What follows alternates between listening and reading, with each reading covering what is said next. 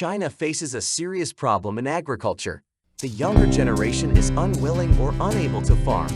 Most farmers now are middle-aged and elderly people. The question arises, who will ensure the country's food security in the future? Agricultural incomes in many regions are low and market conditions are unfavorable. Natural disasters often leave farmers barely able to feed themselves, let alone their families. Many young people from the countryside leave to work in the cities.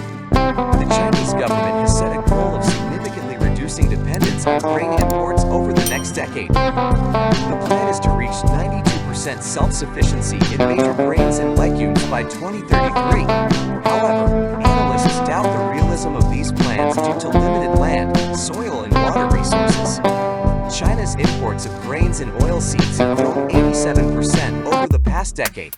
In 2023, the country will import 160 million tons of grain, up 11.7% from a year earlier.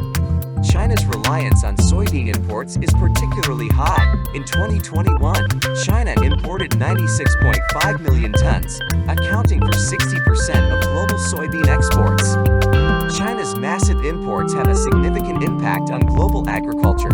It has led to a significant increase in global arable land and has been a major driver of global deforestation.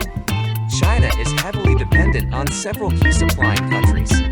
The main sources of soybean imports are Brazil and the US. Wheat imports are from Australia, Canada, and the US, and corn imports are from Brazil, the US, and Ukraine. Many of these countries are geopolitical rivals of China. The Chinese government fears possible disruptions to maritime trade routes. The route from Brazil to China passes through the narrow Strait of Malacca, which is vulnerable to blockade. The COVID-19 pandemic and the war in Ukraine have underscored the urgency of reducing import dependence. China has limited land resources for agriculture. In the past 10 years, about 5% of agricultural land has been given to other uses. Urbanization has reduced the number of farmers and increased dependence on imported grain. To address land scarcity, China is investing in growing moisture-loving crops in desert regions and developing salt-tolerant crops. However, this requires significant time and investment. China's agriculture consists mainly of small farms, with an average size of 0.65 hectares. Many farmers are elderly and do not have the means or skills to adopt modern agro-technologies. Beijing is turning to genetically modified crops to increase yields. High-yielding, pest-resistant varieties of GM corn and soybeans, as well as genetically edited disease-resistant wheat, were approved this year.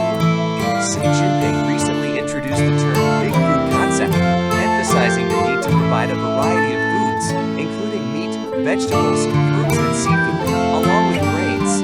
However, some experts consider the concept meaningless. They argue that solving China's food problems requires a market economy and privatization of land. Currently, land in China remains state-owned. Food safety issues are also becoming increasingly prominent in China. Despite a food safety law in place since 2009, more than 94 million people fall ill each year from eating contaminated food. In conclusion, China's food security is a complex problem that requires a systematic approach. Investment in modern agro-technologies, support for farmers, rural development, and improving the efficiency of land utilization are needed. Thank you for watching this video. If you like the content, don't forget to give us a like and subscribe to our channel. We try to provide relevant and interesting information about important global issues.